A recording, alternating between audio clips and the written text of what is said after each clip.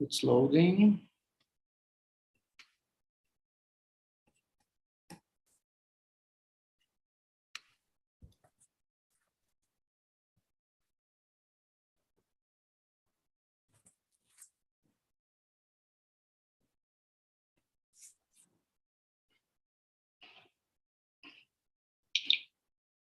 Please start loading. You can start, Claudio. Hello, everyone. Good morning, good evening, depending where you are. It's a pleasure for us to kick off this initiative of CEFI's webinars about what my colleague Tuhina Ganguly will speak in a moment. I am Claudio, one of the co-chairs of CEFI's program, which is completing 30 years next year. And this is one of the initiatives we are developing for commemorating next year's anniversary of consistent activities all over these times. I handle to Tuhina to introduce this initiative, and I hope you to enjoy the talk of our dear and good friend Gustavo. Thank you so much, Claudio, and hi everyone. Thank you so much, Gustavo, for joining us again. And I really can't think of a better way to how should I put it, kickstart or re-kickstart the webinar series organized by CEFIS called Emerging Critiques from the South. This is an initiative to try and foster a dialogue among scholars from the Global South to think about in new ways the processes of coloniality that continue to propel the so-called global north as a center of academic production, and hopefully in the process we'll also destabilize this very this binary of the north and the south, and yes, we all think that it's really important to have this conversation among ourselves and really break out of little intellectual silos. So yeah, I'll stop there, and of course welcome Gustavo and everyone.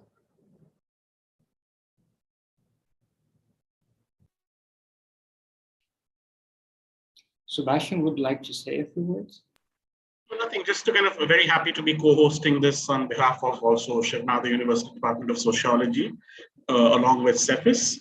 And emerging critiques from the South, we're very serious about the term emerging, because I don't think we ever reach a conclusion about providing a critique, but the fact that these conversations remain. And to begin the conversation today is when we have Gustavo for it. And welcome all.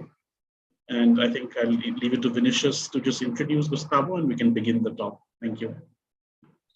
Okay. Well, I have the task of introducing Gustavo today. It's quite difficult to introduce him in a very concise way, since he's been doing so much for the field and for discussions that are important for us. So Gustavo Lins Ribeiro, or Gustavo Sergio Lins Ribeiro, as we learned today, is a full professor of the Department of Cultural Studies at the Autonomous Metropolitan University in Lerma, Mexico, and national researcher of the Mexican National Council of Science and Technology, and also emeritus professor of the University of Brasilia. He was a visiting professor in Argentina, Colombia, France, South Africa, and the USA. His fields of research include topics such as development, international migration, internet, globalization, transnationalism, and which is, I think, most important for us now today is the debates on world anthropologies, inequalities in the globalization of anthropology. He has written and edited 23 books and more than 170 articles and chapters in 7 languages. His last book is Otras Globalizaciones, and he was also a member of the Advisory Council of the Werner Green Foundation for Anthropological Research, the president of the Brazilian Association of Social Sciences, the founder and first chair of the World Council of Anthropological Associations. He was also vice president of the International Union of Anthropological and Ethnological Sciences, and he is honorary it's a honorary member today. He received in 2021 the Franz Boas Award for Exemplary Service to Anthropology, granted by the American Anthropological Association. So we are very happy to have Gustavo here today, and because he's an inspiration for so many of us. So thank you, Gustavo, for being here, and we can get started. Thank you, Vinicius, for this very gracious introduction. And I would also like to thank all my colleagues in CEFIS. I'm very fond of the work that CEFIS does. I wish we had many CEFIS around the world. I'm sure the world would be a much better place if we had other institutions like you and the work you do. So thank you for inviting me, especially to start this so interesting and important series, the Emerging Critiques from the South. My talk today is called Decolonization and Postimperialism, and I have to start by disambiguating the title. I'm not going to explore the movements that fought for political independence in countries that became new nations after World War II. Rather, what follows is an exercise on the decolonization of academic thought. Decolonization of academic thought has been a subject highly debated by social scientists who have a critical stance on their métier. Anthropologists, I am an anthropologist, as practitioners of a discipline marked by diverse and contradictory histories of relationships with modern colonialisms, have been particularly sensitive to the epistemological, methodological, political, and programmatic implications of such relationships.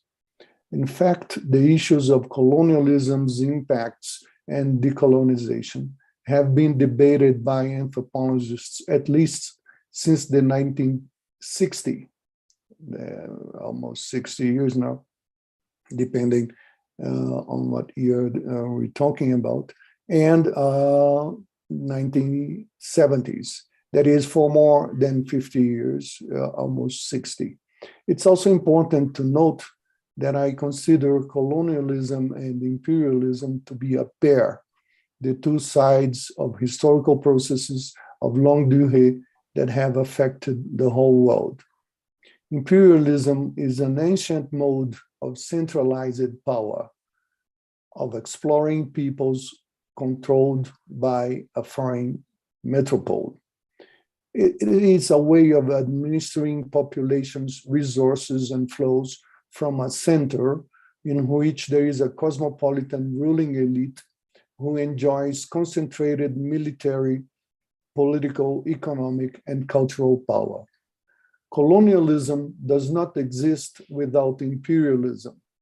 In its long history, imperialism has not necessarily implemented direct colonization of other people's lands. For this reason, it is possible to differentiate between settler and exploitation colonialisms, and direct and indirect rules. In settler colonialism, the goal of the invading population is to replace the indigenous peoples and make their territories its new home. I won't have the time to go into details here, but imperialisms, colonialisms also differ according to where the metropolitan center is located, in the United Kingdom or in France, for instance. Now I turn to the criticism and resistance to colonialism, or if you wish, decolonization. Empires commonly legitimate their claims to superiority vis-a-vis inferior natives by way of universalist notions, usually religious ones. Colonialist imperialist horrors and structural violence are so atrocious that they have often been met with strong criticism and resistance. In fact, the dehumanization of the colonized subject was a strong motive to prompt ideals of and struggles for decolonization. Indigenous peoples, Africans forced into the condition of slavery, and indentured Chinese or Indian workers, although exposed to similar structures of colonial violence and interconnected oppressions, also experienced different forms of terror, dispossession, racialization, and discrimination. In short, their subalternization has entailed differentiated subject positions that need to be thought in their specificities if a larger, plural, and stronger collective anti-colonial political subject is to be created. People who had their lands invaded and stolen, or had to live enslaved in forced diasporas within the evolving Eurocentric world capitalist system, usually have had different claims on what to decolonize means in practical and intellectual terms. I call these different subject positions the indigenous subject position and the diasporic subject position. I view decolonization as the long-standing responses and struggles of colonized peoples and their allies against colonialist, imperialist, racialized oppressions and their remaining post-colonial structures. I will thus treat decolonization as long-durée processes carried out by indigenous and diasporic subalternized peoples and their allies. These processes involve armed struggles and intellectual cognitive struggles. So now I'll talk a little about historical and current actions and propositions from indigenous and diasporic subject positions. Physical and epistemic violence characterizes the pair colonialism, imperialism since its inception.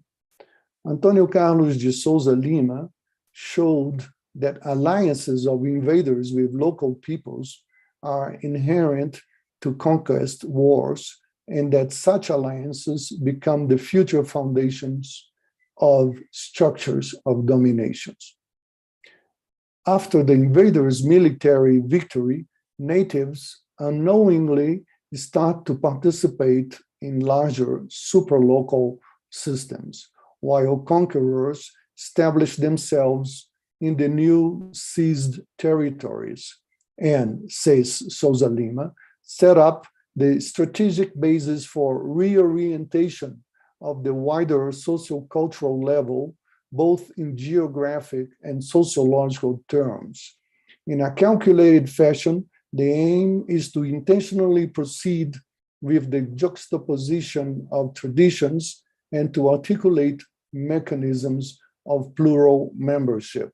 End of the quotation of Souza Lima's work. I said I was going to take into account armed struggles and symbolic, epistemic, cognitive struggles. Let's start with the armed struggles against invasion. Invasions were never peaceful. In consequence, there is a myriad of skirmishes, battles, and wars. Indigenous peoples have fought against European invaders in the world, either during colonial or post-colonial national domination. In Latin America, for instance, in the first decades of the 16th century, the Spaniards met two powerful indigenous empires with strong military capacity: the Aztec Empire, based on what today is Mexico, and the Inca Empire in Peru. Aztec and Inca warriors outnumbered by far the invaders and inflicted many losses to the Europeans, who were a small contingent of fierce men. In both cases, during the conquest, the Spaniards counted on the decisive cooperation of allied local combatants, a not uncommon situation in different conquest wars, as Souza Lima pointed out. In Mexico, for instance, thousands of indigenous men joined the invaders, believing they were an opportunity to get rid of the heavy hand of the Aztec domination. Let's just stress that the Aztecs were an empire too. However, as in other conquests, Spaniards would soon impose their hegemony as more people and equipment started to arrive after the fall of Tenochtitlan, today's Mexico City, in 1521. Last year, it was 500 years of the fall of Tenochtitlan. Let's now turn to the diasporic subject position. Richard Price edited in 1976 a classic book entitled Maroon Societies, Rebel Slave Communities in the Americas. In the volume's introduction, he mentions the violent resistance to enslavement, such as revolts in the slave factories of West Africa, the mutinies during the Middle Passage, the rebellions that began to sweep most colonies within a decade after the arrival of the first slave ships, as well as the day-to-day resistance involving malingering to subtle but systematic acts of sabotage.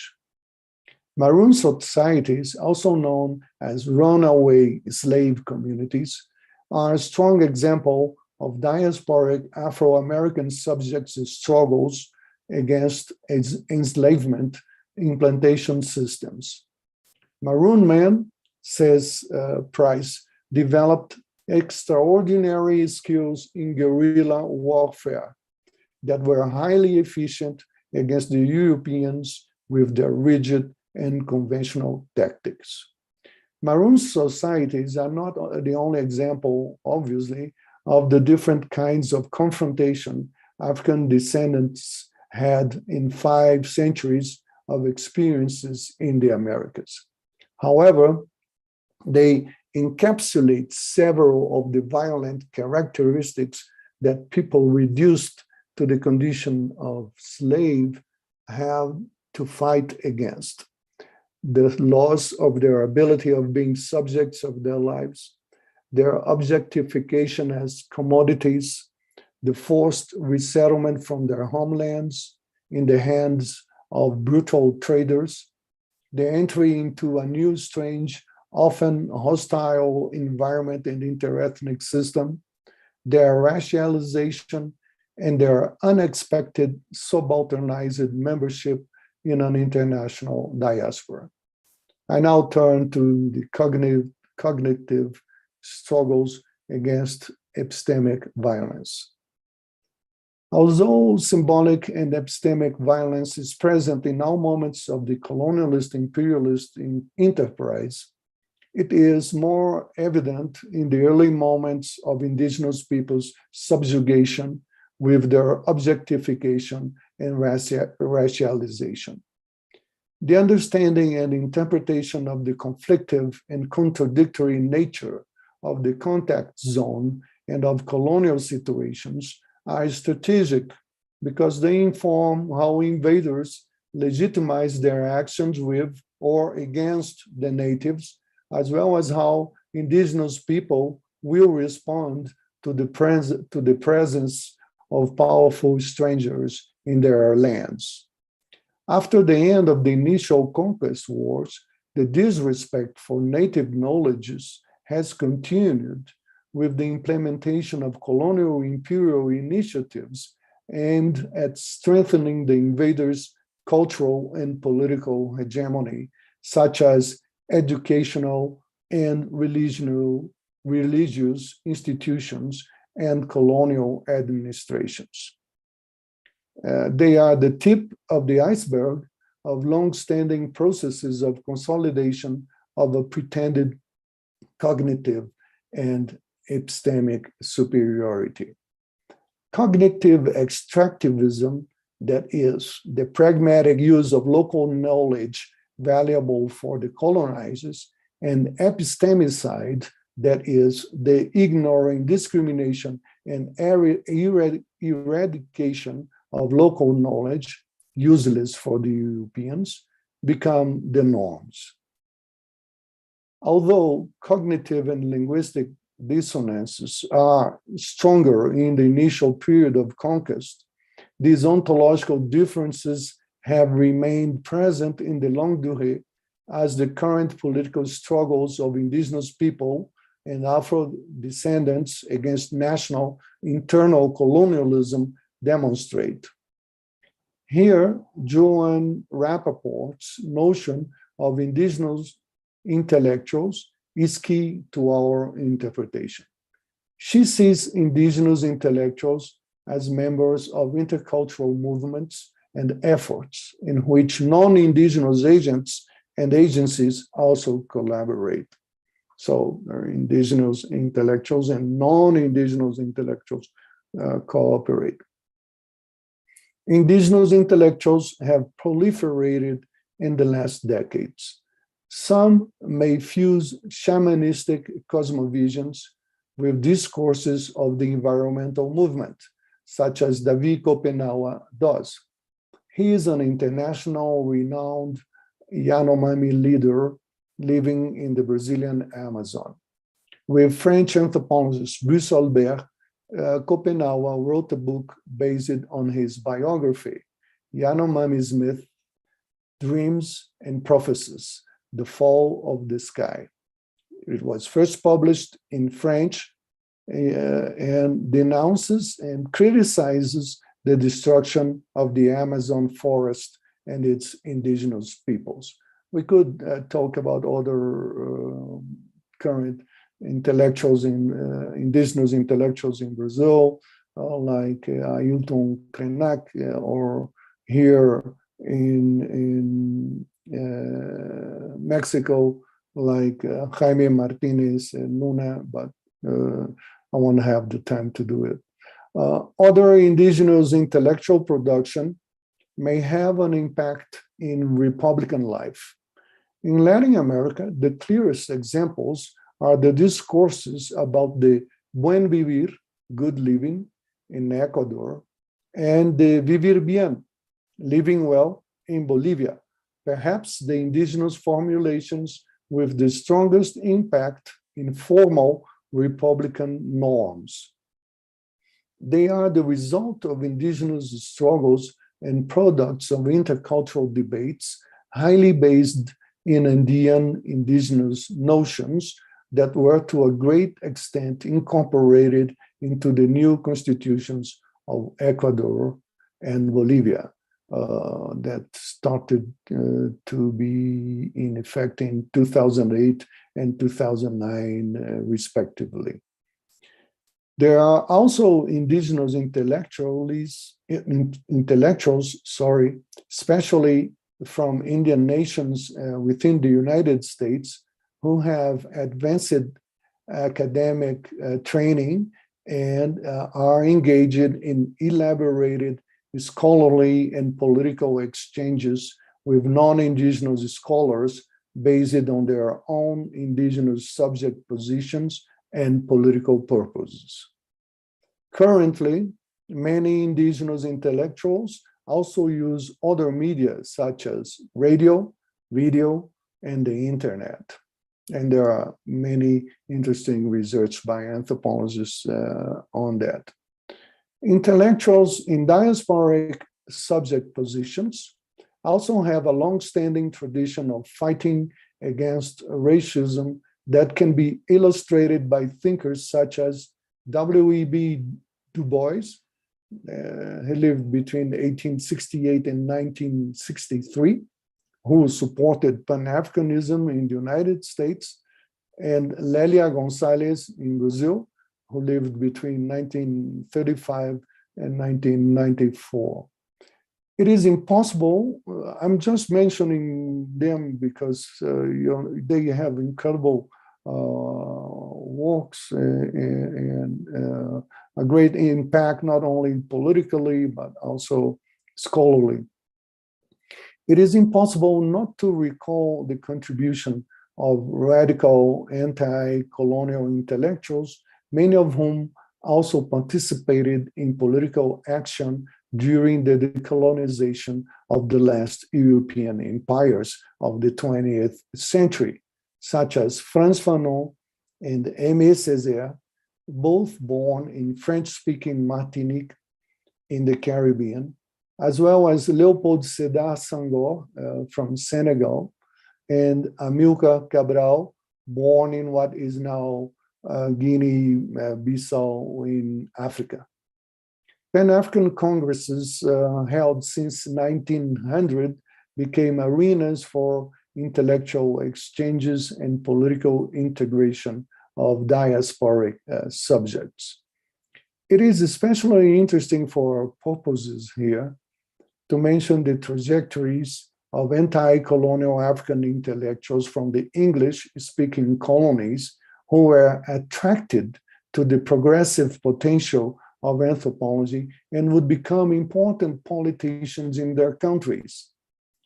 In fact, Africa, a continent in which anthropology was stigmatized for its role in colonial administration, is probably the world area with the largest number of presidents who were trained to a lesser or greater degree in the discipline. Jomo Kenyatta in Kenya, Kwame Nkrumah, and Kofi Buzia in Ghana, and Nnamdi Azikiwe in Nigeria. So this makes it 1, 2, 3, 4 former presidents of African countries that were also anthropologists. However, the perspectives of some of these African leaders on the usefulness of anthropology changed over time. Jomo Kenyatta clearly exemplifies this. His MA dissertation was advised by Bronislaw Malinowski at the London School of Economics and published as Facing Mount Kenya in 1938. He was Kenya's first president from 1964 through 1978, 14 years.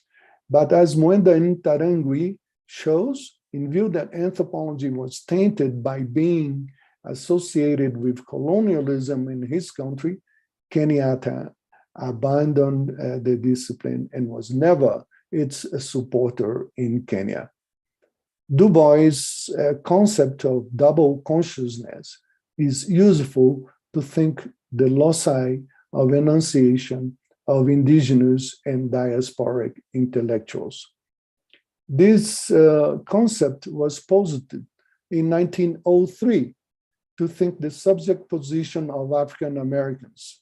Double consciousness points to the imperative condition of interpreting the world from two different perspectives structured by subaltern, indigenous or diasporic subject positions, and the European dominant one. So you kind of have to use these two ways of looking at the world. It's also interesting that Dipesh Chakrabarti, many years later, will make a similar argument about the need to use European thought and criticize it together with the use of local produced knowledge. So now I turn to allied responses. There would be a huge quantity of examples too. I just selected a few. denouncing and explaining colonialist brutality. Since the beginning of modern colonialism, imperialism, because colonialism and imperialism are old processes, we can talk about Rome, Greece, etc., and even the Aztecs here, for that matter, here in Mexico. Since the beginning of modern colonialism, imperialism is much more interesting to have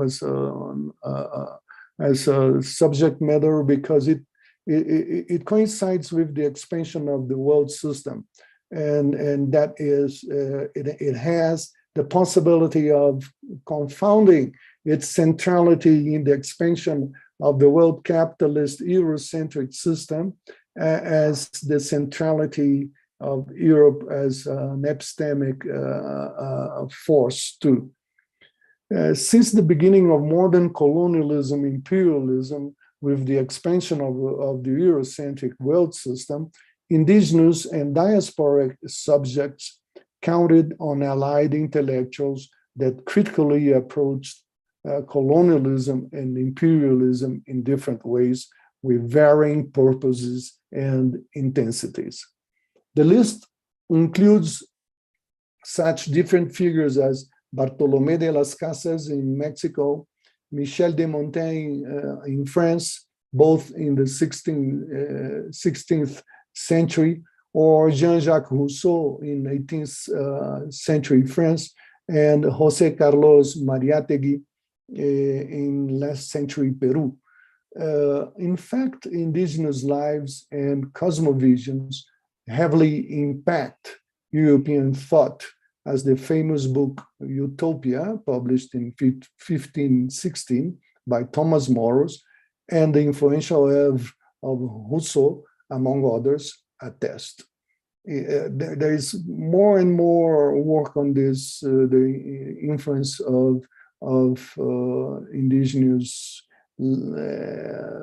discourses on Europe since the 16th century, its influence on the Enlightenment, on the ideas of the French Revolution, on communism, etc.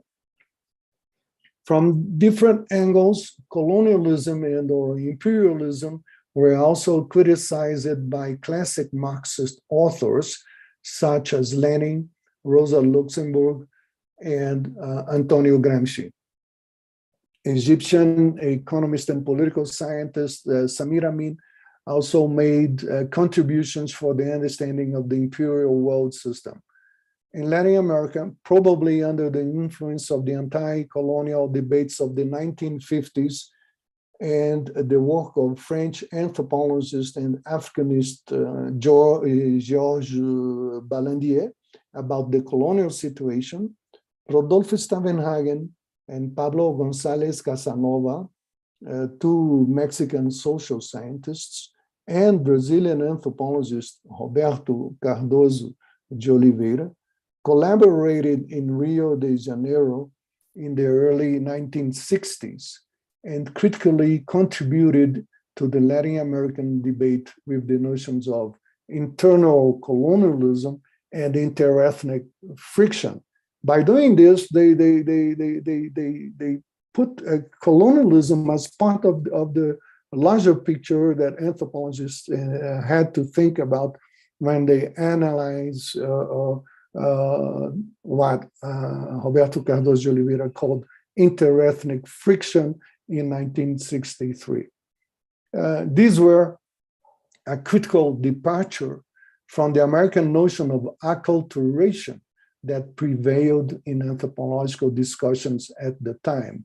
So if you started to study anthropology in Latin America after these guys, you were already somehow influenced by this idea of conflict of different power positions in the scenario that Balandier in 51 had called the colonial situation.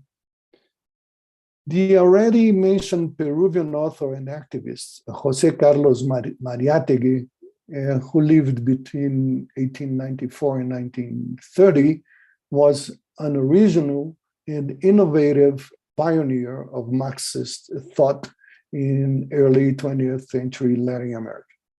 His interpretations were, as Dubois says, characterized by profound relationships with his country's Andean culture, especially with its peasantry, departed from lineal conceptions of progress, and attempted to articulate Peru's historical social peculiarity with capital's contemporary history.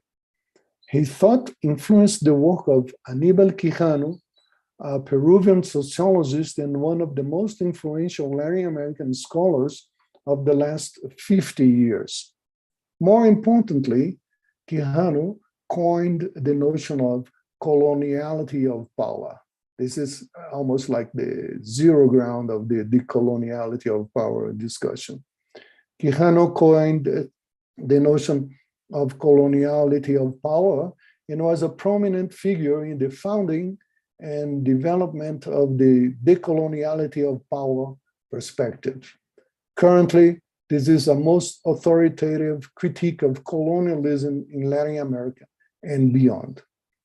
Postcolonialism is another important critical trend, and it points out also to other different international articulations. Postcolonialism is another important critical trend related to the diasporic subject positions of intellectuals from countries, mostly former British colonies, that became independent after World War II.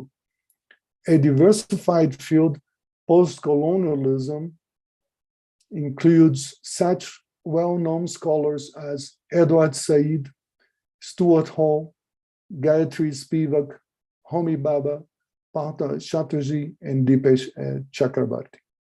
Starting in the 1980s, the internationally influential Subaltern Studies group, led by Indian historian Ranajit Guha, also has made important contributions to anti-colonial thought.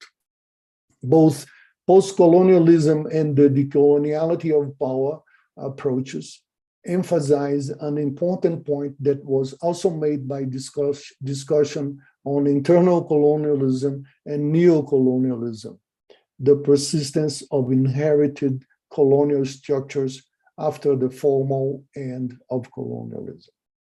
So now I'll be more specific and we'll turn to anthropology itself. Decolonizing anthropology.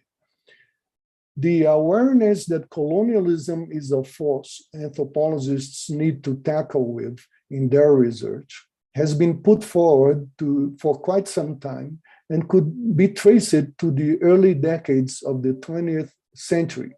So like almost a century now.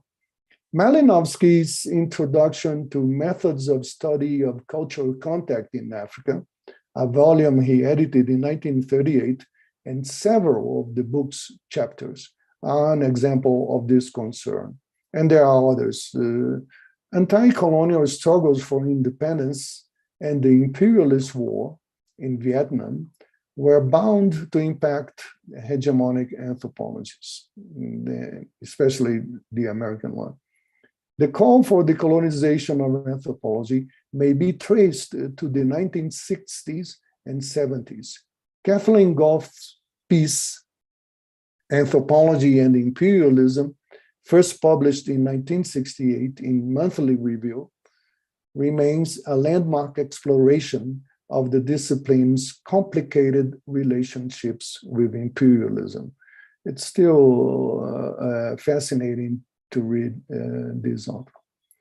While raising the issue of the paucity of anthropological studies on imperialism, and that's true, very few anthropologists have done field research and research in general on imperialism. While raising the issue of the paucity of anthropological studies on imperialism, she, Kathleen Gough, points to two interesting exceptions The book by Indian anthropologist Ramakrishna Mukherjee, The Rise and Fall of the East Indian Company, which I'd love to have. If some of you can send me a PDF, I would appreciate. And another by Kwame Nkrumah, Ghana's first president, who, as I mentioned before, was trained as an anthropologist. Nkrumah published New Colonialism, the Last Stage of Imperialism. Here we hear echoes of Lenin, The Last Stage of Imperialism, in 1966. 3 edited volumes are other landmarks in the now long-standing struggle to decolonize anthropology. They are almost 50 years old now.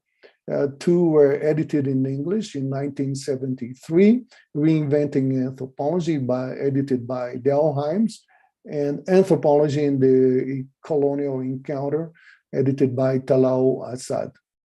The third one was Jean Copin's Anthropologie et Imperialism, published in France in 1975.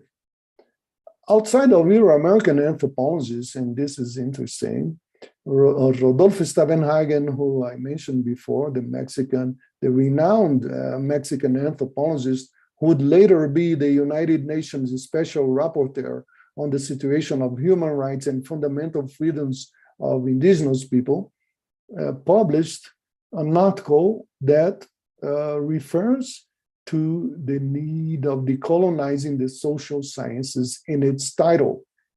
This article was published in 1971. Decolonizing Applied Social Sciences, published in Spanish and English in 71 and in French in 75. An exceptional article too by Stavenhagen.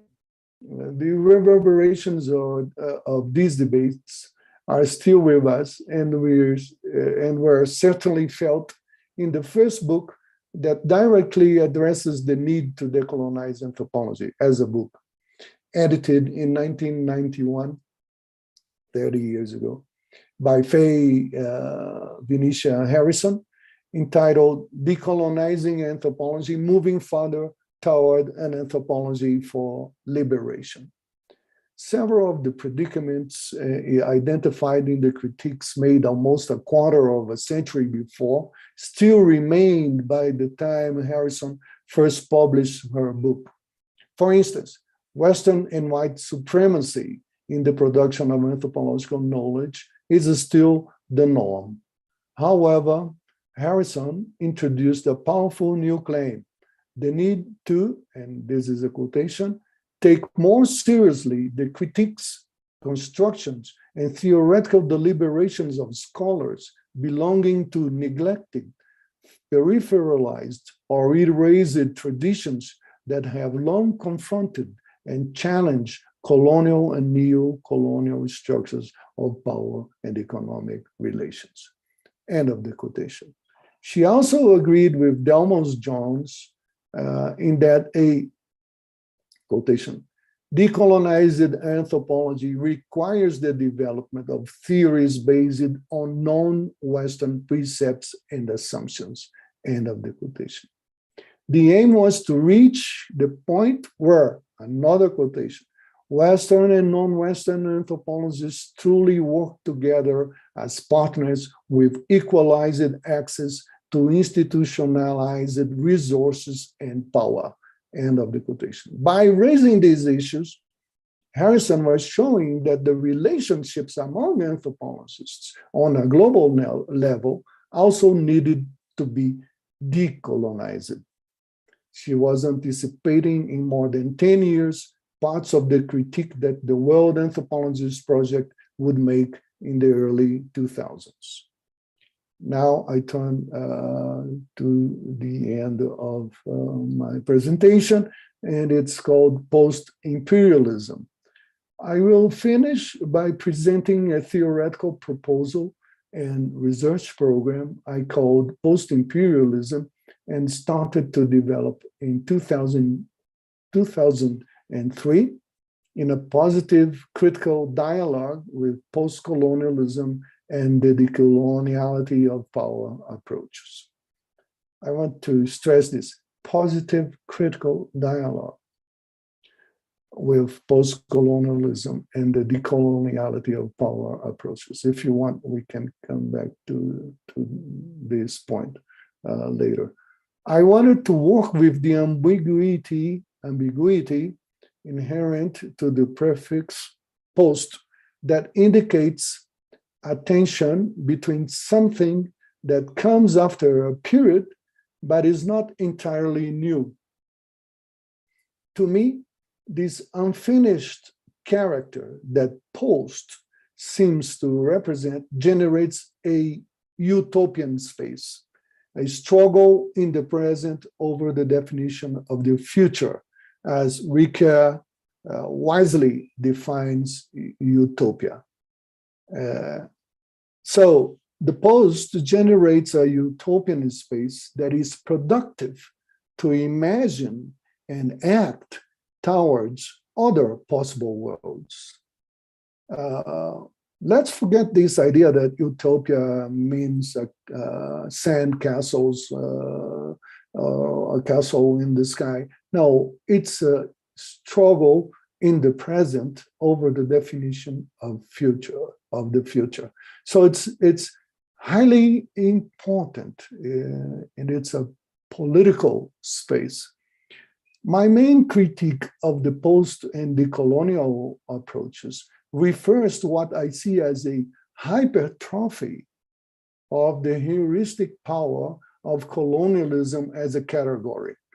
That means most of the time, everything is due to the colonial processes. And this is obvious, not always the case.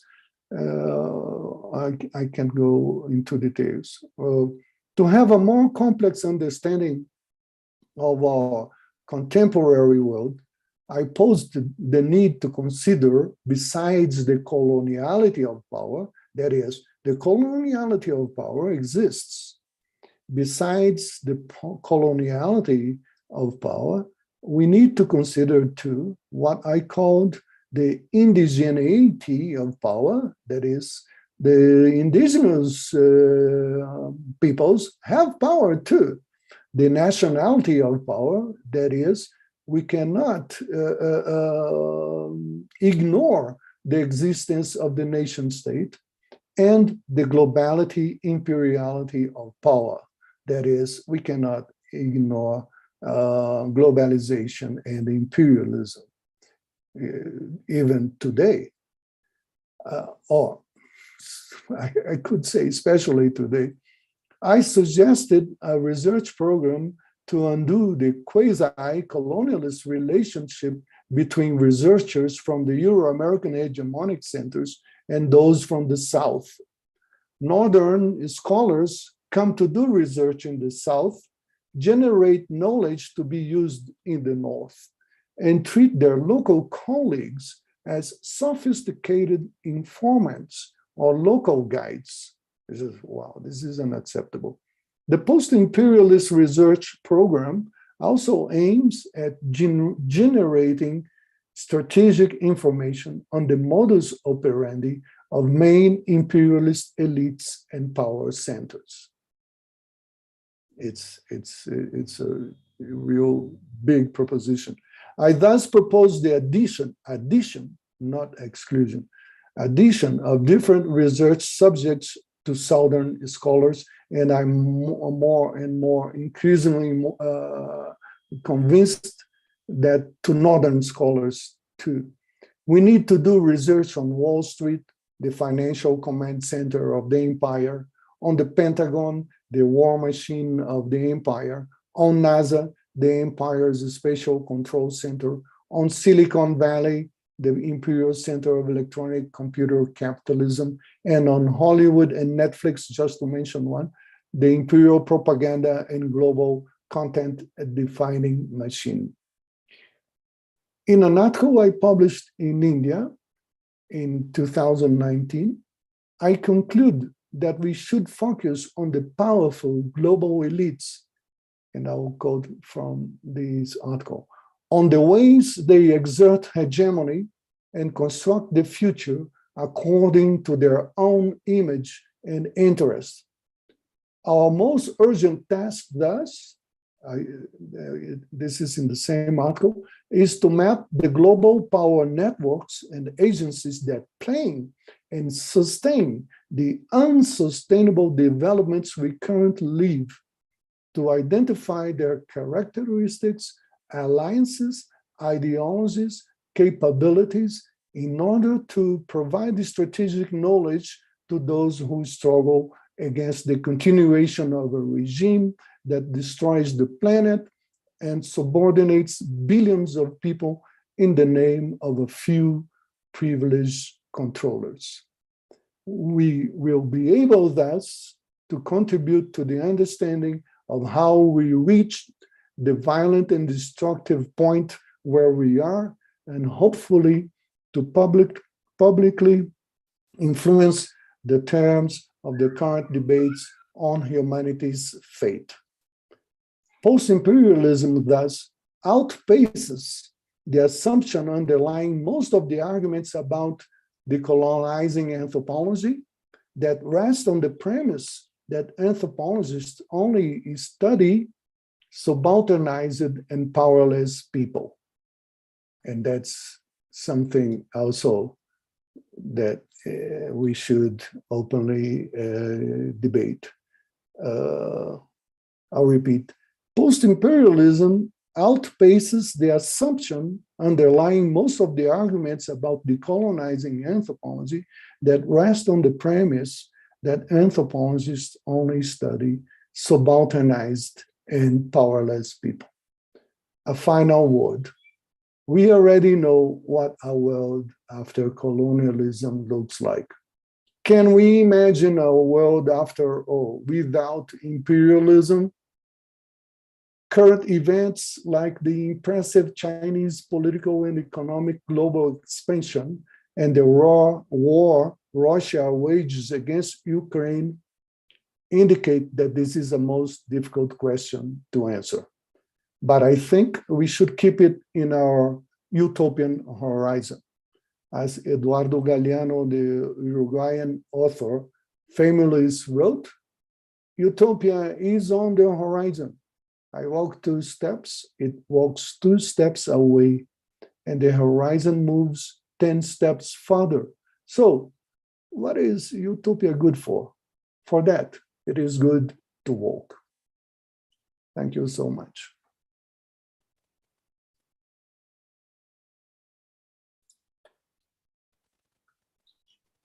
Thank you, Gustavo. I just am trying to change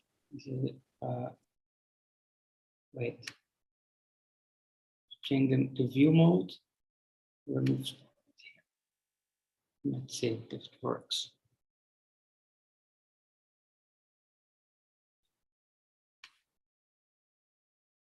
Can everyone see each other now?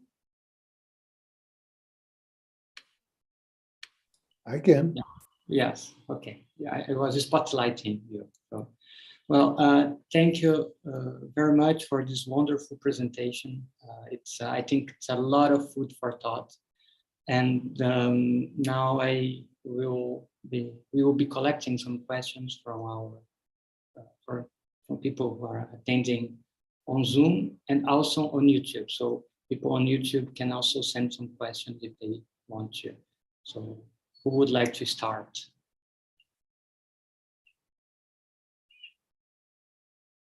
Claudio is raising his hand. Yeah. Okay, I can start. Thank you a lot, Gustavo, for this very inspiring talk and for remembering, like the point that you stressed very well on what do we miss when we are looking at colonialism as the main driving force of expropriation or the main devil responding for our problems or our sins. So what do we miss if we keep like taking colonialism as the only trouble provider for historically for society?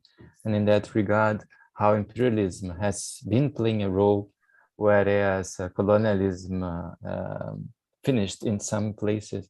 My question goes to one of the points that you explored through that idea. idea on the nature of scholarship and the consistency of intellectuals. It goes in hand, I suppose, with what you mentioned at the last sentences also, on the preference of social science to concentrate on subalternized identities and people, instead of looking at powerful people when we're looking at the effect of power. Normally, this differentiation between indigenous intellectuals and foreign intellectuals been playing a role on structuring how we think about knowledge production. And categories that are even contemporary to say 16th and 17th century colonialism, like native missionaries, were available.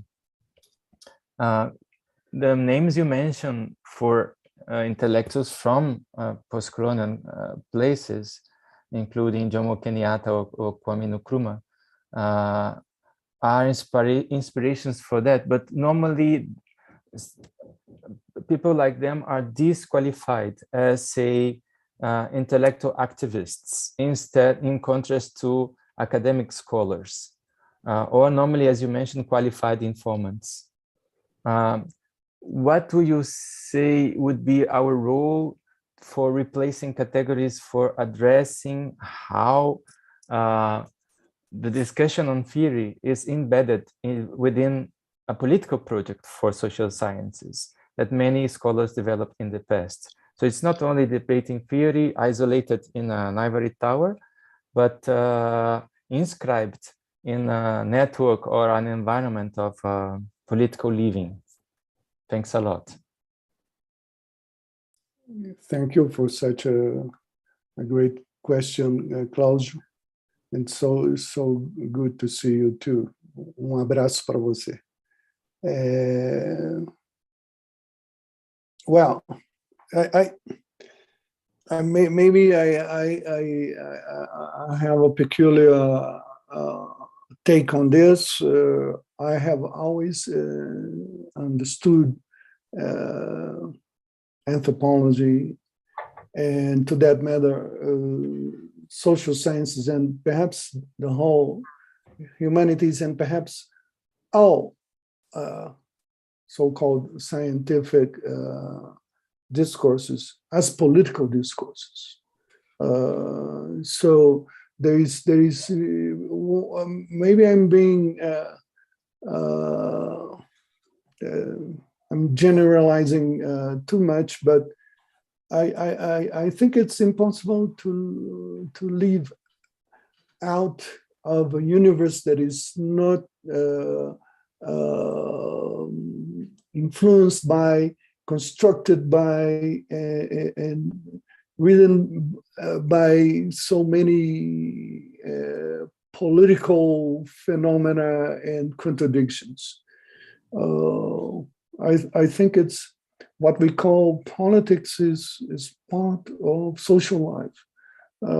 Even when you meet a neighbor in your elevator or on the streets, and of course, if we as social scientists and whatever, even if you write a novel, you know,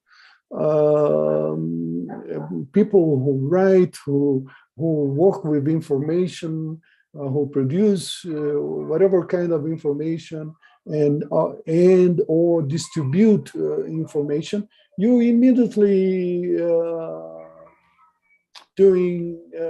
in the middle of a political universe, and very clearly so. But so what is the difference between social scientists and so to speak, activists, right?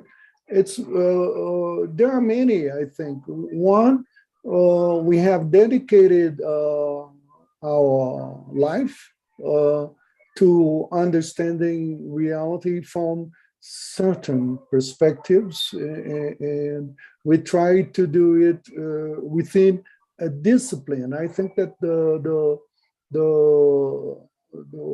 term discipline is an overloaded term, but it means a lot. It means that I'm not entirely free as somebody that writes a novel to do whatever I please, right? Because I have some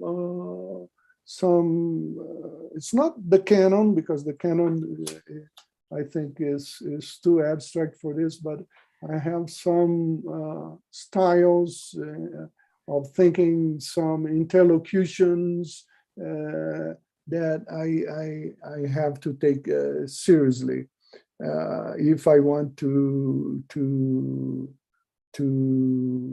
do some kind of intervention, professional intervention, because this is a profession, right? So we're talking about professions too. But anyhow, this is also points out to the role of the Intelligentsia, which is always under fire, right? It's not a surprise that when you have authoritarian regimes, they always want to limit or to suppress the role of the intelligentsia in creating or influencing public opinion. So there are many different layers to your question, and so the bottom line, I think, is the relationship between scholarship and ideology, because of course there is always a relationship, and it's impossible not to have, but I think that we try to make it a very sophisticated relationship and not a very raw and crude relationship, in the sense that this is only propaganda. It's not propaganda. Like, for instance, of course, what I'm saying here, my whole talk has a perspective that is very clear, I hope, but it's based on what has happened. So interpretations are always loaded with other kinds of values, and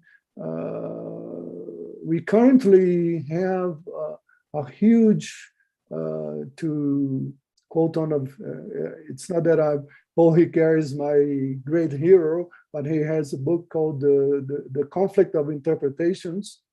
We always have conflict of interpretations. We are currently undergoing a very serious conflict of interpretations, not only regarding the relationship between scholarly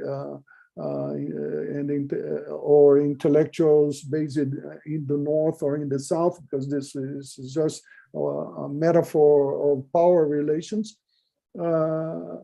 but with common sense in general. Why? Because there is politics there. So the relationship between the intelligentsia and common sense today is very, very troubling, very hard, very difficult.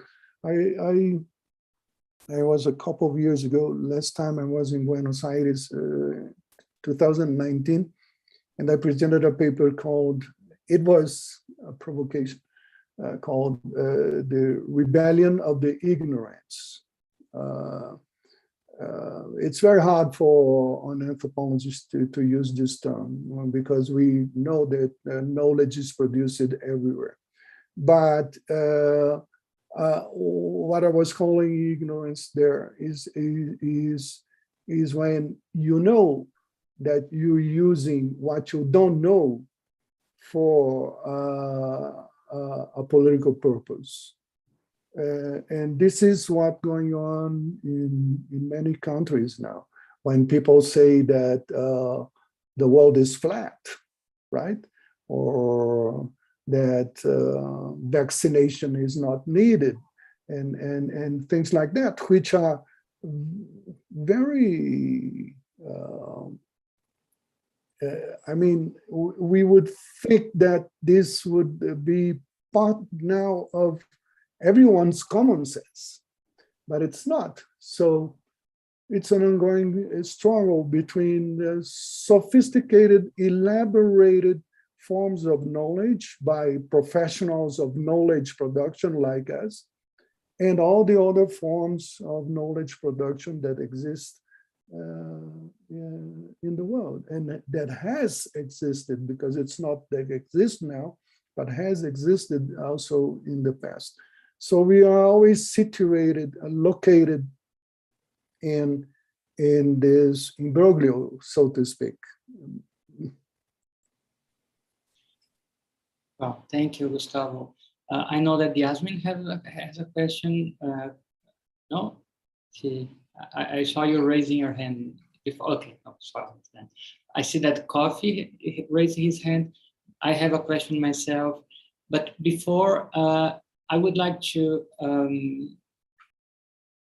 voice a question raised on YouTube, because it's very linked to what Claudio just asked. So I think it's a good connection. Dr. I hope I pronounced his name well. Dr.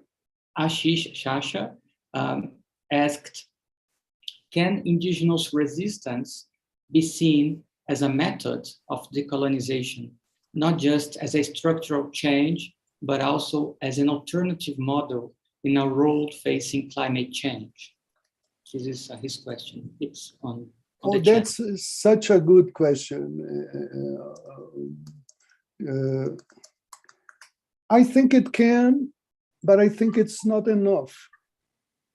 Why? There's this whole trend, which seems like the trend I just described, when native thought from the Americas impacted Europe, and now it seems like we're having this wave again. We look at the indigenous communities as a way of saving the planet. Yes, of course. I mean, if you have Pachamama, like the Mother Nature, as a main conception of the relationship with what we call nature, you will certainly express respect towards that entity, right? And the way you feel in relationship to it as part of it, immediately part of it, and so forth. But what is the but? The but is, I'm afraid, and I also published this in this Indian journal that's called the Indian Anthropologist, is that the real powerful elites today don't care about it, right? This is for them. I think it's even good that we think this way, because they look at it as a distraction. It's like, oh, I don't know, I may be wrongly imagined. It doesn't matter if the progressive intellectuals think that the only solution for the world is to go back, which is obviously not the case, because it's impossible, to indigenous communitary ways of living. That's okay. Nothing will come out of this against the real exercise of global power today that is highly concentrated in the hands of increasingly more powerful and more invisible elites. Whether we're talking about financial power, industrial power, or military power. So this is why I say, hey guys, we have to see what's going on this level, because otherwise they're just free to go. They're free to do whatever they please. And of course, this is very difficult to do. I'm not claiming it is easy, but it's not impossible. And perhaps we are like the last generation that has this kind of consciousness of awareness that, you know, because the way hegemony is being produced and reproduced currently makes, you know, it more and more difficult to see how I mean the concrete ways hegemony is being implemented, either in its violent forms or in its non-violent forms. Yes, there's the indigenous models are a source of inspiration, but I think that to claim that they already have the solution is to forget the complexity of the exercise of power on a global and imperialist levels currently. So I agree, but I also see other tasks ahead of us. Thank you. Thank you. So Coffee raised his hand. Coffee would like to ask a question. Yeah, thank you very much, Vinicius. I'd like to use the opportunity to thank Gustavo for a very brilliant presentation. I felt elated hearing all the names of the African intellectuals who have contributed to anthropology, the development of anthropology in the South. And something has been agitating my mind. Of course, I associate with anthropology from the perspective of the study of religions. And as he rightly mentioned, I think religion has played a very tremendous role in the hegemony of knowledge via anthropology. And the more I get to associate with anthropology, the more I get the conviction that in the colonies, anthropology was not just a science, it was an experience, it was an instrument, a tool of subjugation. Independent of the fact that academic principles were applied and so on and so forth, my strong feeling was that anthropology in the colonies was not so much a knowledge-producing exercise. It was an oppressive ideology, an instrument for taming and shaping people. So if you want to hang a dog, you give it a bad name, and you find a way of giving that name so that it applies. And so back to Kenyatta, a rejection of anthropology as performance of resistance. Is it not possible that for intellectuals in the South, is it not possible that a redesigning of some form of discipline, which probably is no longer anthropology, is likely to open more avenues for increasing the tempo and intensity of trajectories, narratives of decoloniality? Must we continue to stay within a conceptualized discipline, which Gustavo rightly used? A discipline tames us. It gives us a canon. It doesn't give us the freedom of doing what an artist, what a literalist will do. And I know, for example, some of the people he referred to, Aimé César's very powerful contributions. His Return to My Native Land, which I'm reading now so intensively, is a poem. It handles the emotional energy levels of decolonization. The others, Ngugi wa Thiong'o and all the others in Africa have been literalists. Must we accept the disciplinary conditioning of anthropology and continue to use it to search for decoloniality? Thank you. Kofi, I appreciate your comments a lot. Thank you so much for them. Well, I don't know where I'm going to start because there are many ideas that you put on the table. Yes, I mean, this is why in the beginning of my talk, I mentioned that anthropologists have a special interest in this debate because anthropology has a contradictory history with colonialism. And it was a tool of subjugation.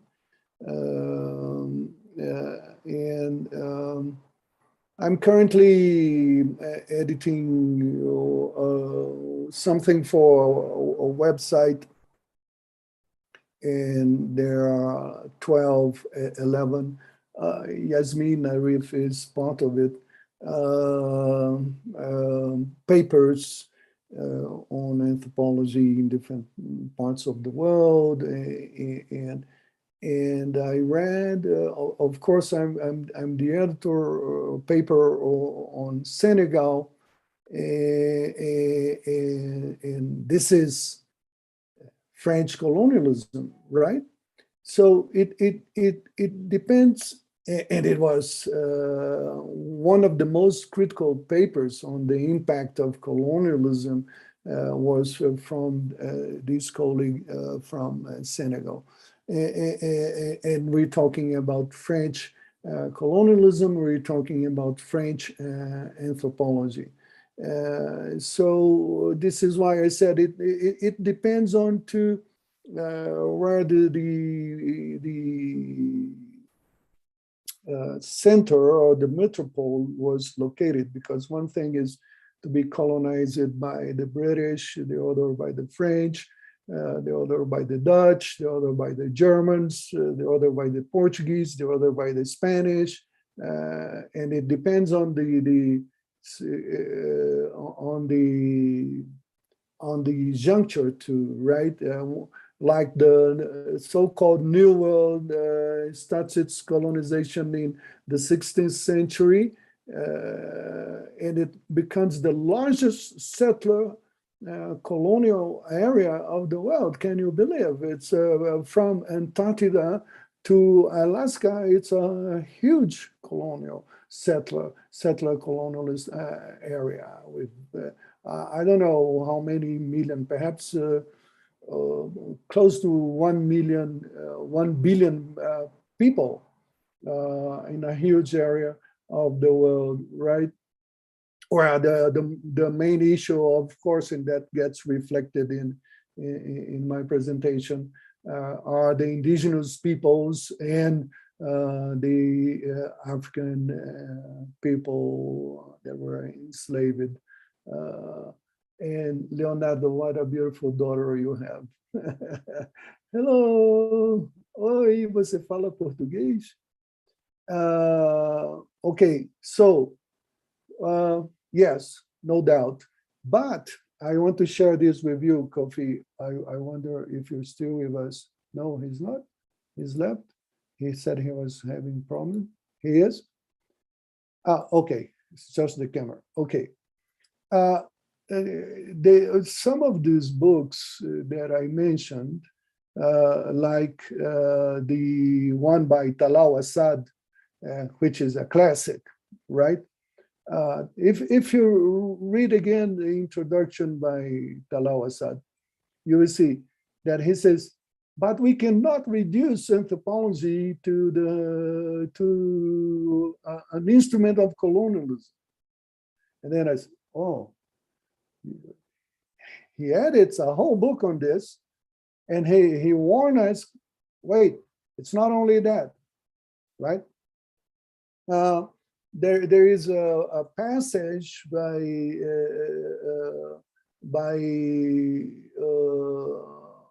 in one of the articles of Eric of Anthropology Amongst Power, Among the Powers. There is a very interesting article where he says something about almost the same. Look, it's including, it's debatable which was the influence of the anthropologists in colonial administration.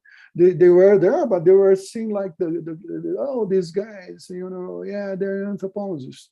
However, there are exceptions to this too.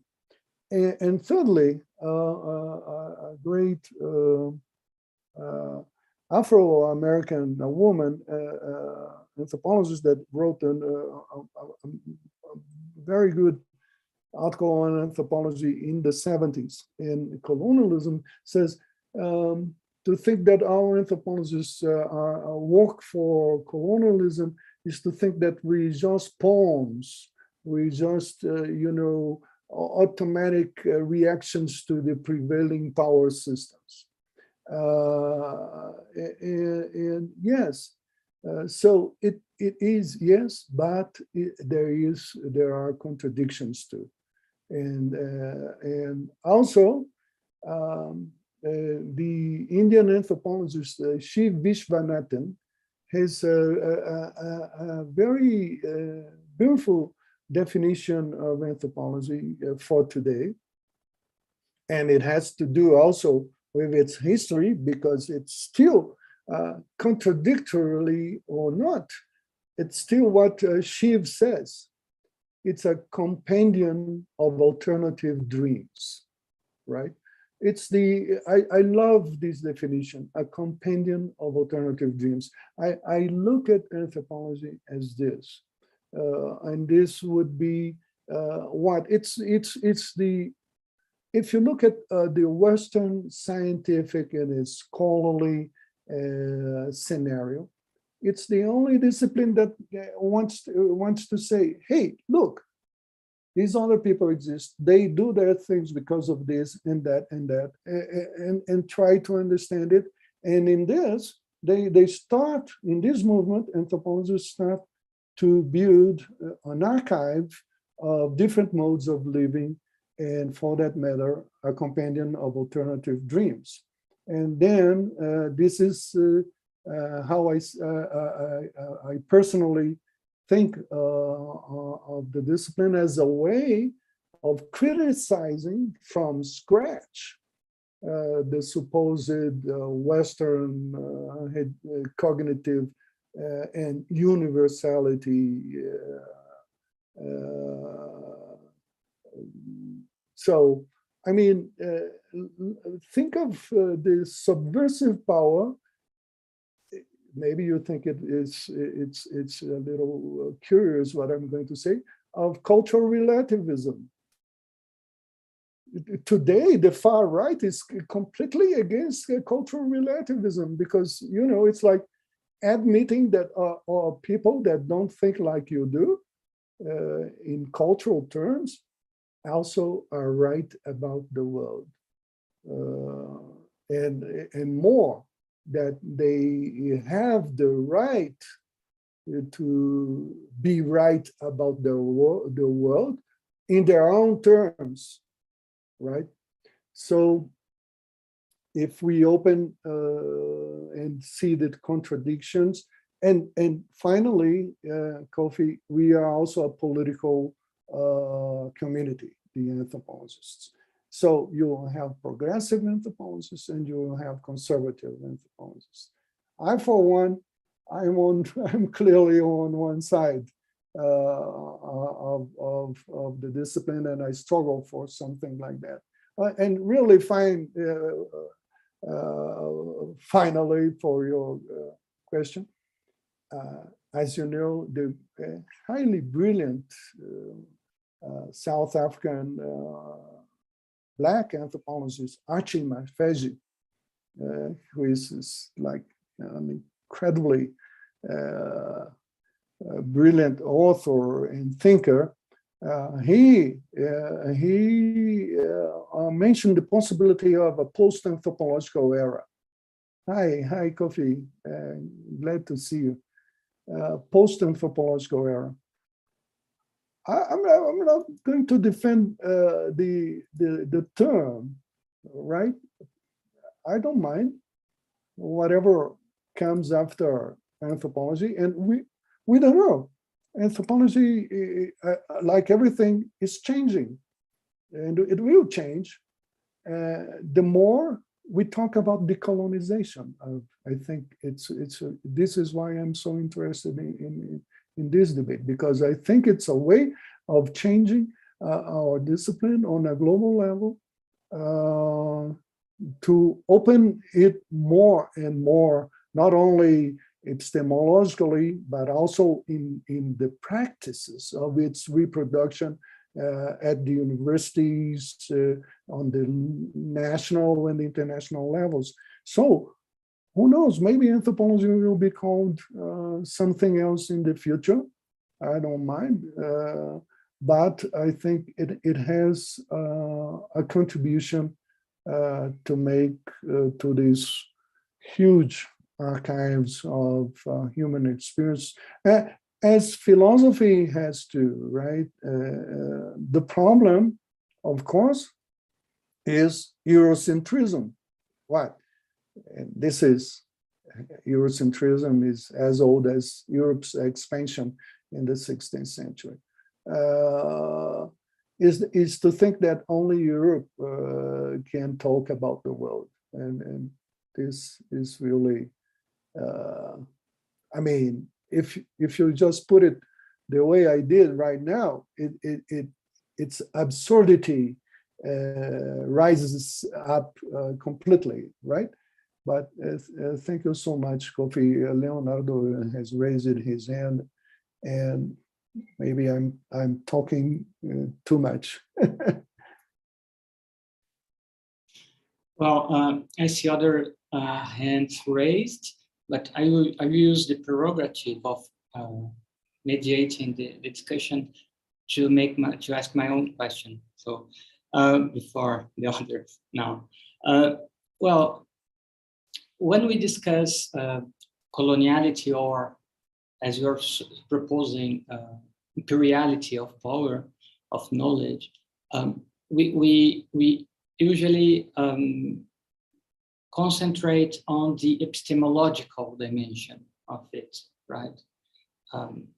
And there are two dimensions that are much more, almost a taboo actually, which are more deontological.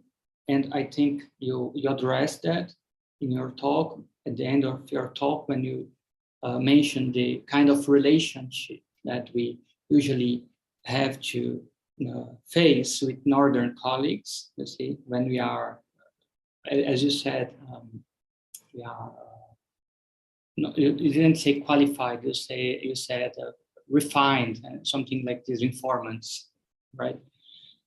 But then there is also there are institutional questions, right? So, and we know how difficult it is to change these interpersonal relations, the asymmetry of these interpersonal relations, when we are talking only in terms of personal relations. Then we have to go to institutional action, right? To create institutionalities that allow us to question, challenge these asymmetries. So what kind of institutional mechanisms can we think about, can we conceive to make these interpersonal relations more symmetrical? You you presented a long and diverse history of the critique of colonization and coloniality. We know that this critique has been going on for a long time in many parts of the world. And we know that also that the decoloniality movement has become something else, right? It's not always about really decolonizing theory. Sometimes it's more a kind of, yeah. So how can you think in terms of institutionalities that allow us to question these deep asymmetries? That's another great question. Thanks, Vinicius, for that. Look, Vinicius, I'm very, let's say, at ease with this question because I have dedicated, I don't know, more than 20 years to respond to that question. You know, since I was a PhD student in the US, I realized that there was something I called later Metropolitan Provincialism. It's because the arrogance of the empire is so big that they can't afford not to know what is done outside of it. So I said, oh, come on. I know more than these guys. Excuse me if I'm saying, I'm sounding a little bit overblown here. But it's like, I know what's going on in American anthropology. I know what's going on in French anthropology. I know what's going on in British anthropology. I know what's going on in Brazilian anthropology that's pretty big. I know what's going on in Argentinian anthropology. I know what's going on in Mexican anthropology. I know a little bit what goes on in Africa. I know a little bit what goes on in Asia. So, excuse me, you guys are the provincials.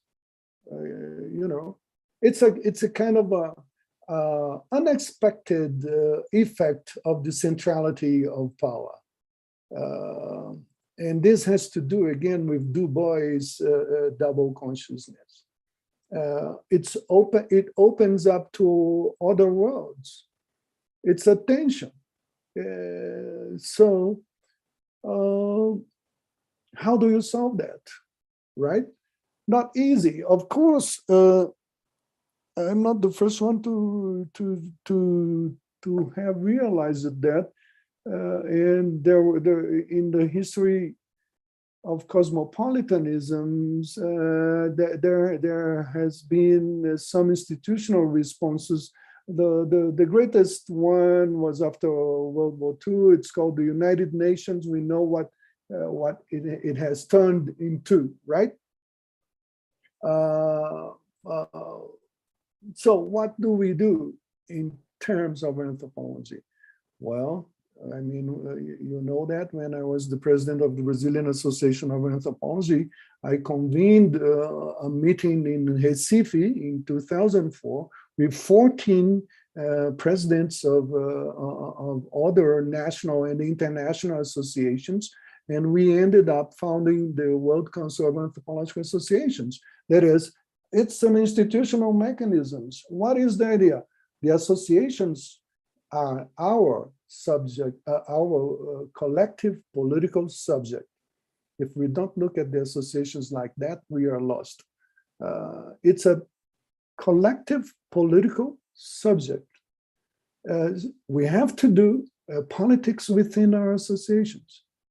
And if each association sits on the table and says, hey, well, how are you going to handle the relationships between different bodies of anthropologists in the world, then we have a conversation going on, right? Okay, but what is the problem in the global scene today? It's the hegemony of American production in the social sciences. American. When I started to study social sciences in the 70s, you had Americans, French. The French were very powerful. Don't forget, it was structuralism, you know, Claude Lévi-Strauss, or French Marxists, structural Marxism, Maurice Godelier, right? And their influence on what Takami Kuwayama calls the world system of anthropological production started to decline. It has a lot to do with language too. And now, the great thing in the 70s and perhaps until the 80s is that you would read something that was French and then you would, wow, this is different, it's another argument. And then you would look at the bibliography. It was a different bibliography. It was 90% French. Now you look at the way our French colleagues write and look at the bibliography, they use the same bibliography everybody uses in the world. It's like, so what was one of our main arguments, and this is an argument that anthropologists are very sensitive to. Guys, we are losing diversity. That means we're starting to have some kind of monopoly and monotony in the global social sciences scenario. And we have to struggle against that because as we anthropologists know, a loss of diversity is a loss of knowledge. So anthropologists are very sensitive to this statement, even my American colleagues. So I did a lot of politics within the AAA to change the American Anthropological Association, to change this idea that, you know, you don't need to know what is being done in other world areas. Whether this has really changed anything, I think the Europeans are more sensitive to this. Currently, there are several initiatives. Some of them clearly acknowledge their relationship to the world anthropology's movement of pluralizing the histories of anthropology in the world, and they are online, free, like the Berros, it's based in France, but you can publish in whatever language you need. And there is a wonderful collection of articles about many things, and it's really thriving. And also Anthropin. It's interesting that there are two initiatives from French-speaking areas of Quebec in Canada. So, you know, politics, websites, hey guys, change it. I think we Brazilians are behind this. I mean, what have we done really to internalize even of our neighbors? There's great anthropology being done in Argentina, in Colombia, in Mexico. I don't need to mention it, and people don't know. Of course, I mean, Chakrabarti, some people read in Brazil. Why? Because it came by way of the US. I have already criticized this. It's like the postcolonial are colonizing. I made kind of trying to be funny, right? Postcolonial are colonizing the intellectual scene. Hey, you having mate, Argentinian. I miss the mate. So, okay, I mean, but this is an ongoing struggle, Vinicius. You yourself, you fight it your whole life. And like any struggle within hegemonic systems, the very problem is that you can be swollen by the hegemonic system, right? And then you have to be very careful and see until where you can go with some alliances and not with others. Because power also has an objectivity. If we look at the US, why is it so big? Because they have, I don't know, hundreds of anthropology departments, a huge editorial industry, right? Funding, some of the best universities in the world, and so forth. And all the imperial legacies that many of our American colleagues make use of them and don't even know. So you have also to be tell them, hey, look, this is because you're in a privileged position in the world system, and not because you're smarter than anybody else. Anyhow, but you know, this is an ongoing struggle, and the good thing is that it makes sense to a lot of people currently, and perhaps 30 years ago it didn't make sense to many people, but currently it does make sense. Why? Because we have a very sophisticated intellectuality, intelligentsia in many parts of the world that can communicate like we are doing right now, and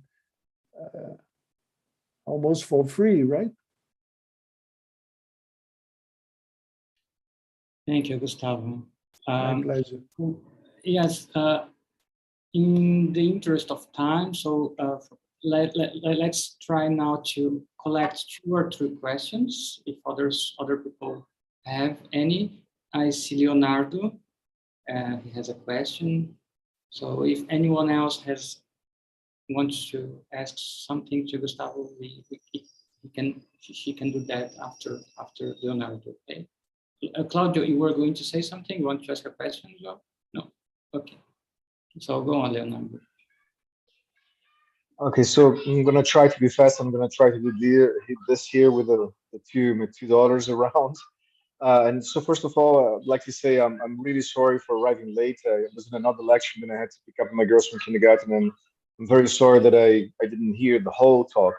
But I really wanted to address both of the late questions, right, by Kofi and by Vinicius.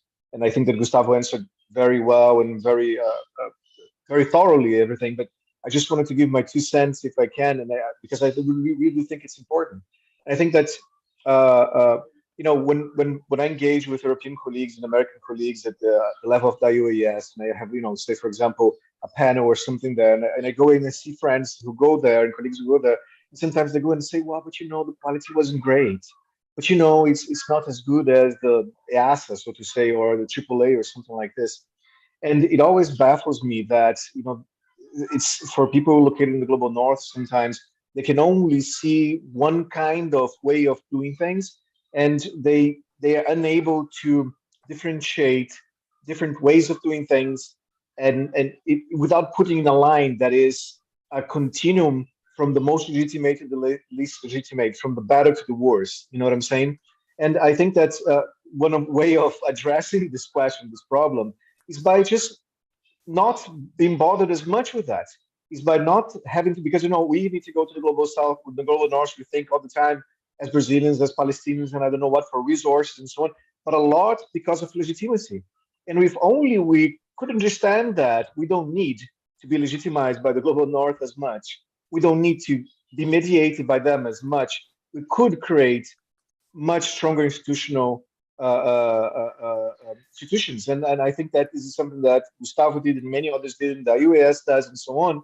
But still, a lot of people, a lot of, say, global North scholars still decide to just go back to their parochiality and just go to the AAA or EAS and so on. And my point is that it's their issue. We don't need to engage as much with them then. We can engage with others who go to these international meetings and so on and so forth. And as to Kofi, I know I'm writing now about Palestinian anthropology. And one of the interesting things about it is just to think about how much I'm interviewing some of them for this thing, for example, and often for this chapter that I'm writing. And so many of them, mentioned to me, because my main question is, why has Palestinian anthropology be so much focused on Palestine and not anything else? Is this a matter of just of resources or not? And some of them would say, well, why should we be considering anything else? Wouldn't study the other be already something very colonial or imperial? And so that goes to the question of the very core of anthropology, the anthropological efforts. A lot of people I think tend to perceive anthropology as being inherently colonialist or imperialist because of this, because in the past it was, and because in the past studying the other meant that. But I think today we're so far from that. I mean, of course, there's a lot of grounds to cover and something to fix, but just to see the same Palestinian anthropologists asking those questions, yet still, addressing the questions that they're addressing through anthropology, just goes to just reinforce that how much anthropology turned from a colonial device in studying the other into we study the other, not only the other, but with the other, as a means to do critique of Western reason. It's one way of doing critique of Western reason. It's one way of doing epistemology, but anthropology is very much that today. It's an epistemological effort to do a very specific kind of critique of Western reason. That's why we go towards the other. It's not necessarily a colonial entrepreneur effort anymore. And I think that a lot of people see that. And I think that, for example, when Talal Assad wrote in '73 his book, his edited volume on the colonial encounter, or when somebody like a Palestinian, like Edward Said, wrote in '78 Orientalism, they would not know, they could not foresee how much anthropologists could actually turn around and hear what they were saying and incorporate that. And so I even think that, I think Kofi, perhaps, tell me if I'm wrong, but I hear you as more optimistic than you may be, that you may put yourself as. I mean, I hear that you are still trying to engage with this, and I think that you are more optimistic maybe than you let see. But that's what I wanted to say. I think that it's important to shed this past and shed away and so on. But it's also important not to throw as we say in Brazil, the baby with the bathwater away. I think that there's a lot there, and I think that Gustavo was pretty good in saying exactly what I said, but I just wanted to use different words perhaps to address this, because I think those are very important questions that were raised. Okay. Thank you, Leonardo. I see Luisa has a question as well. And sorry, Luisa, I will ask you to be very short in the next ones, so that we can. It's a kind of question/comment. This is always, when you say that, is very, that is, you're going to talk a lot, but it's not. I think that I agree in part what Leonardo has said, but the other thing that is, I think that the most interesting thing that anthropology is bringing us is not the awareness at all, but the need of revisiting all again and again what is our position in the field. I can say that because I am a South American anthropologist doing research in the UAE with locals, and the temptation of coloniality that is attached to the Western knowledge that is at the root of anthropology, because we cannot deny that. I mean, anthropology is Western knowledge. It's no other thing. It's a discipline. Whether we like it or not. And I think that Gustavo had pointed it very well. I mean, if we are doing anthropology or ethnography, as it is my case, but otherwise we just move and do different things. We are becoming something else, not an academic. We cannot deny that. And I think that it is important that we revisit that, not just erase the past. Of course, we don't need to, apologize every time that we start to do as a ritualistic gesture, But I think that something that Gustavo has brought us in his talk is like the surveillance. I will say the word is awful, but the epistemological auto-surveillance of what we are doing on the field is a big need, because the danger of imperialism is embedding on what we are doing. So we need to construct knowledge. We need to work on that, knowing that, you know, we are never too far from the tree. So it's a double work, in a sense, as very well has Gustavo had put, is the double consciousness of Dubois, and also the exigency, especially for I mean, of course, from people of the North, that they don't, I mean, anyways, but even for us, we are global Southerns by born, let's say, from the cradle, when either we are doing research at home or elsewhere. So this is a danger that we cannot just simply ignore. Thank you. Thank you, Luisa. So, True. if you would like, I was just say very quickly that it's good that this debate is going on, is happening. And well, it's well, let me see how I put it. I was going to say there are different styles of doing anthropology that has to do with nation building, and the Brazilian one is very specific. I think the Brazilian anthropologists have been politicized since the 1950s. When the Brazilian Association of Anthropology was founded in 1953. And if you look at the discussions behind the founding of the association, it was all politics in defense of the Brazilian indigenous peoples, with people like Darcy Ribeiro, and Roberto Cardoso was very young at that time. So we inherit a certain kind of practice that was far from being colonialist. Actually, since the 70s, it was very clear to Brazilian anthropologists that no anthropologist talks on behalf of Indian peoples in Brazil. Why? Because they have their own leadership. If you want to know what whatever Indian people in Brazil want today, go and ask them, not the anthropologists. So we're not brokers. We're not speakers of the indigenous peoples. We are allies, and I'm glad to say that this has been like that for almost 70 years now, because the Brazilian Association of Anthropology will be 70 years in 53 and 55. It has two founding dates. It's a little bit funny, but it's true. Anyhow, I'm glad that we had this conversation. And what you just said, Eloisa, is very important, because you're developing a unique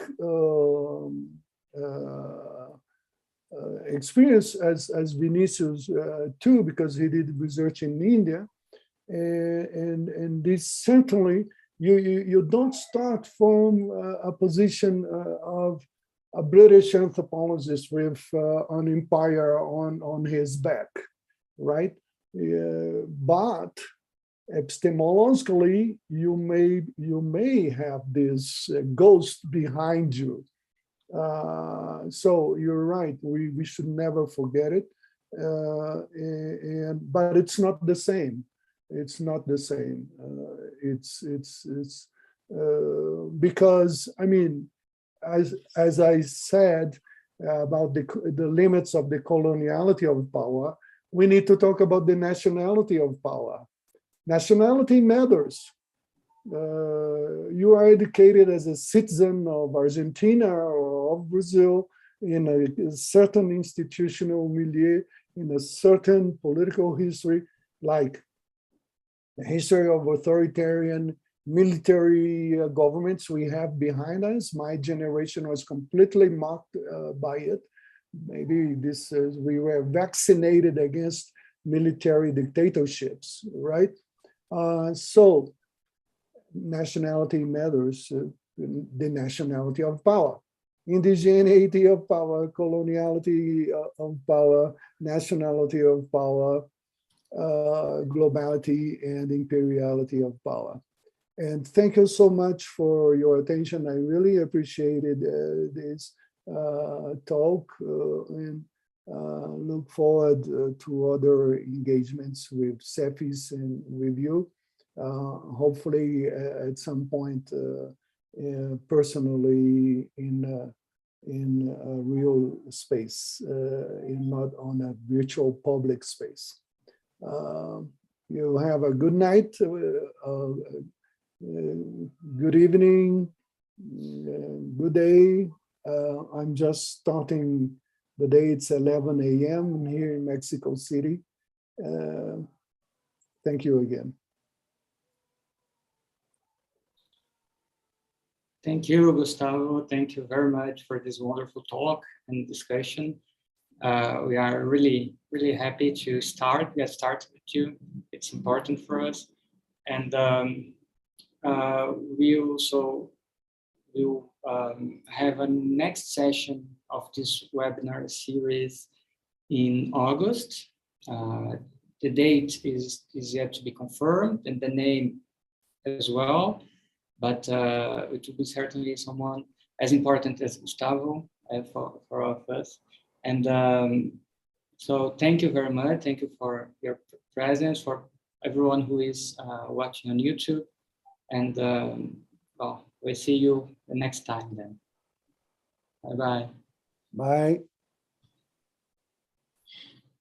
I will, yeah.